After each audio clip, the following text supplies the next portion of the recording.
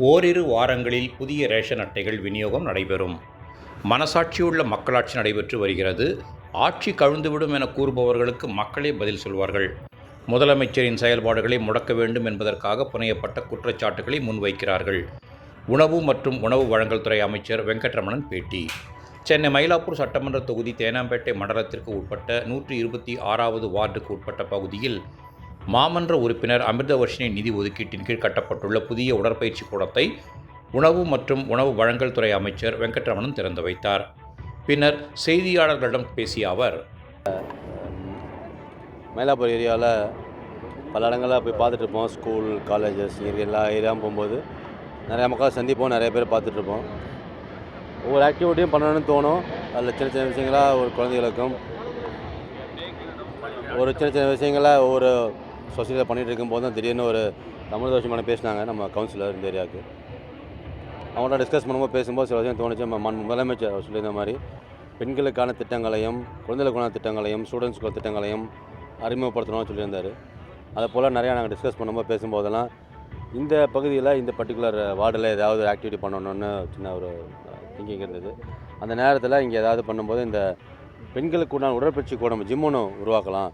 எல்லா இடங்களையும் ஜென்ஸ் இருக்காங்க, நம்ம பாய்ஸில் நிறையா பண்ணுறாங்க. மோரோவர் சில இடங்களில் பெண்கள் குறிப்பாக எங்களுக்கும் ஃபிட்னஸ் கொஞ்சம் கொடுக்கணும் சார். வீட்டில் எல்லா வேலையும் பண்ணுறோம், வேலைக்கெலாம் போய்ட்டு வரோம், ஸ்ட்ரெஸ்ஸில் இருக்கோம். ஸ்ட்ரெஸ்ஸை ரிலீவ் பண்ணுறதுக்கு ஒரு ஜிம் இருந்தால் அந்த 1 மணி நேரம் மாலையோ 1 மணி நேரம் காலையோ இல்லை டைம் கிடைக்கும்போது வீட்டில் தான் இருக்கிறவங்கலாம் வந்து பண்ணுறதுக்கு ஜிம் இருக்கணும் ரொம்ப நாளாக கேட்டிருந்தாங்க. ஒரு கோரிக்கையாக இருந்தது. அது மேடமும் அனலைஸ் பண்ணிட்டு இருந்தாங்க, எனக்கு கேட்டிருந்தாங்க. அதெல்லாம் பார்த்து ரெடி பண்ணும்போது இந்த இடத்துல ஒரு ஜிம் உருவாக்கி நல்லா இருக்குமேனு எல்லா ப்ராஸ்பெக்டையும் யோசித்து பார்த்துட்டு இங்கே இருக்கிற பப்ளிக்கோட ஒப்பீனியனும் கேட்டுட்டு ஜிம்மை பண்ணலான்னு ப்ராசஸ் பண்ணி இன்றைக்கி அந்த ஜிம்மை ஒரு ஓப்பனிங்காக உருவாக்கி இங்கே இருக்கிற உமன்ஸையும் வர சொல்லி, உமன்ஸ் மட்டும் இல்லை, இங்கே இருக்கிற யங் லேடிஸ், இங்கே இருக்கிற என்டர்பிரனர்ஸ் இவங்களுக்காக ஒரு ஃபிட்னஸ்க்காக எவ்வளோ தான் வந்து நம்ம வெளி வேலையில் ஆக்குப்பையாக இருந்தாலும், எவ்வளோ தான் நம்ம உணவு முறைகளில் மெயின்டைன் பண்ணால் கூட ஃபிட்னஸ் பண்ணுறதுக்கு அதுக்குன்னு ஒரு காலநிலை 1 மணி நேரமோ 1/2 மணி நேரமோ பயன்படுத்தும் போது அந்த பெண்கள் மனசில் இருக்கிற இன்றைக்கி இருக்கிற சமூகத்தில் பல சூழ்நிலைகளில் பல அடிக்ஷன் இருக்காங்க. போதை பழக்க வழக்கங்களுக்கோ இல்லை செல்ஃபோன் அடிக்ஷன்லையோ இல்லை வேறு ஏதாவது அடிக்ஷன்லேயே இருக்குங்களோ, இதெல்லாம் ரிலீஸ் பண்ணுறதுக்கு இதிலெல்லாம் வந்து புத்துணர்ச்சி வரணுங்கிறதுக்காக பல நேரங்களில் நிறைய பேர் நம்ம பக்கத்துலேயே பீச் இருக்குது, பீச்சில் போய் அவங்களோட டைமை ரெஃப்ரெஷ் பண்ணிட்டு வருவாங்க. சில பெண்கள் இங்கே இருக்கும்போது அவ்வளோ தூரம் டிஸ்டன்ஸோட இங்கே ஃபிட்னஸ் பண்ண நல்லா இருக்கிறதுனால இந்த ஃபிட்னஸ் அப்படிங்கிறது இங்கே மட்டும் இல்லை, எங்கெல்லாம் உமன் ஃபிட்னஸ் இந்த செப்பரேட்டாக உமன்ஸ் இருக்கும், சில நேரங்களில் ஆண்கள் பெண்கள் இழந்த மாதிரி சில ஃபிட்னஸ் சென்டர்ஸ் இருக்கும். நம்ம மாநகராட்சி சார்பாக எல்லா இடங்களையுமே நம்மளோட முதலமைச்சரோட கைதின் பிரகாரம் எல்லா தொகுதிகளையும் எல்லா மாவட்டங்களையும் சில இடங்களில் தேர்ந்தெடுத்து மக்களோட கருத்துக்களை கேட்டு ஃபிட்னஸ் சென்டர்ஸ் ஃபீமேல்ஸ்க்காக பெண்களுக்காக மட்டும் ஸ்பெசிஃபிக்காக பண்ணுறோம். அந்த இடங்கள்லாம் பெண்கள் கலந்துக்கிட்டு அங்கெல்லாம் அவங்களோட காலை நேரத்தில் எவ்வளோ வாக்கிங் போகிறது, ஜிம்னாசியம் பண்ணுறது, ஸ்போர்ட்ஸ் ஆக்டிவிட்டி இதையும் சேர்ந்து நம்ம ஜிம் ஃபிட்னஸ் ஆக்டிவ் பண்ணும்போது நமக்குள்ள இருக்கிற அந்த ஒரு போதை கலாச்சாரத்தை நம்ம முதலமைச்சர் லாஸ்ட் டைம் ஒரு மீட்டிங்கில் சொல்லியிருந்தாருங்க. ஒரு மெரினா பீச்சில் ஒரு இது மராத்தான் ஆரம்பித்தோம்.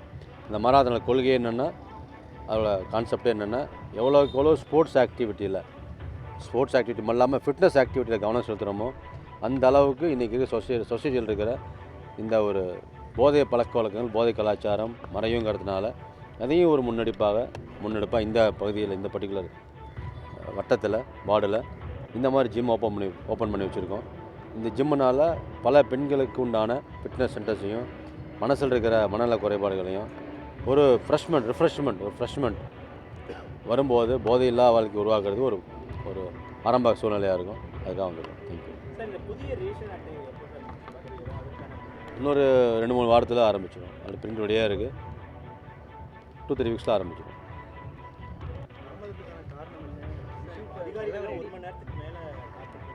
இதில் நானே பக்கத்தில் ரபேல் ஸ்கூல் போயிருந்தேன். 8:30க்கு ப்ரேயர் ஹாலில் அங்கே 1200 குழந்தைகள், பெண் குழந்தைகள் இருக்காங்க. Only female school, girls school. அந்த ஸ்கூலில் அந்த 10வது 12வது குழந்தைகளுக்கு ஒரு ப்ரைஸ் தரணுன்னாங்க. 8:30க்கு போனால் என்ன முடிஞ்சிடும்னாங்க. பட் அந்த குழந்தை செல்வங்கள் போனாலே ஒரு எக்ஸ்ட்ராடினரியாக ஒரு எனர்ஜியாக இருக்கும். அந்த குழந்தைகிட்ட பேசிட்டு உரையாடிட்டு வரதும் லேட் ஆகி போச்சு. இந்த ஆட்சி வந்து 5 ஆண்டுகள் நீடிக்காதுன்னு சொல்றவங்களுக்கு நீங்க என்ன சொல்லுவீங்க? கண் முன்னாடியே பார்த்துக்கிட்டு இருக்கோம். இது மனசாட்சியுள்ள மக்களாட்சி. மக்களுக்காக மட்டுமே எல்லா ஆக்டிவிட்டியும் எல்லா செயல்பாடுகளையும் அனைத்து துறை சார்ந்தப்பட்டவங்களும் சரி, அனைவரும் மக்களும் சரி. இப்போ இங்கே வந்திருக்கோம் அப்படின்னா வார்டு கவுன்சில் வந்திருக்காங்க. கட்சி பாராமல், நிலை மாறாமல் சீட்டுக்கு வந்த பிறகு, அந்த பவருக்கு வந்த பிறகு மக்களுக்கு தேவையான மட்டும்தான் செஞ்சுக்கிட்டு இருக்கோம். ஸோ மக்கள் விரும்பி தேர்ந்தெடுத்த ஆட்சி மக்களுக்காக மட்டுமே இருக்கும். அதுக்கான ஆன்சரை மக்கள் கொடுப்பாங்க. வழக்கறிஞர் நியமனத்தில் மேயர் பிரியா அவர்களுக்கு பேரில் தலைமைன்னு போட்டுக்கிறாங்க. ஆனால் அவங்க கலந்துக்கல. இன்னும் அந்த ஒரு மோதல் போக்குங்கிறது இன்னும் நீடிக்குதா சார் சென்னையில்? நான் அப்படி சொல்ல மாட்டேன். எங்கள் தமிழக வெற்றி கழகத்தின் முதலமைச்சர் தலைமையிலான அரசில் எங்களுக்குள்ள எந்த பாரபட்சம் இல்லாமல் அனைத்து துறைகளிலும் அனைத்து இடங்களிலும் கலந்துட்டு ஃபாலோ பண்ணிட்டு தான் இருக்கோம். சில பேர் சில காரணங்களுக்கு அவாய்ட் பண்ணி போனாங்கன்னா அதை நம்ம பொறுப்பாக முடியாது. சார், இந்த வழக்கறிஞர் நியமனத்தில் லஞ்சம் பெற்றதாக ஒரு புகார் இருந்திருக்கு. அதை குறித்து நீங்கள் கருத்து தொடர்ச்சியாக அதை குறித்து பேசும் பொருளாக இருக்குது. தாவேக்காக லஞ்சம் பெற்றிருக்காங்க வழக்கறிஞர். கரெக்ட். இதுக்கு இந்த புகார்கள்லாம் நம்ம ஒரு கோர்வையாக பார்த்தோம் அப்படின்னா, நேற்று கூட சுப்ரீம் கோர்ட்டில் நம்ம மாண்பு முதலமைச்சர் வந்து திருச்சி போகலாங்கிறதுக்காக ஒரு பெட்டிஷன் ஃபைல் பண்ணியிருந்தாங்க. அதையும் பார்த்தோம். சுப்ரீம் கோர்ட் சில ஆன்சர்லாம் கொடுத்துருக்காங்க. அதே போல் நம்ம மாண்பு முதலமைச்சரின் ஆக்டிவிட்டியை முடக்கணுங்கிறதுக்காகவும் மாநில நிர்வாகம், நம்ம தமிழக அரசாங்கம் சில முன்னெடுப்புகளையும் சில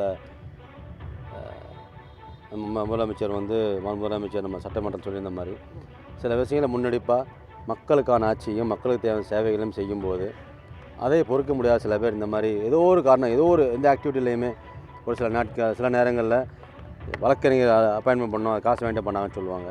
சில நேரங்களில் மணல் தட்டில் இந்த குறைகளை தீர்ப்பு சொல்லிட்டு தான் இருப்பாங்க. இதெல்லாம் புனையப்பட்ட ஒரு கதையாக தான் நாங்கள் பார்க்குறோம்.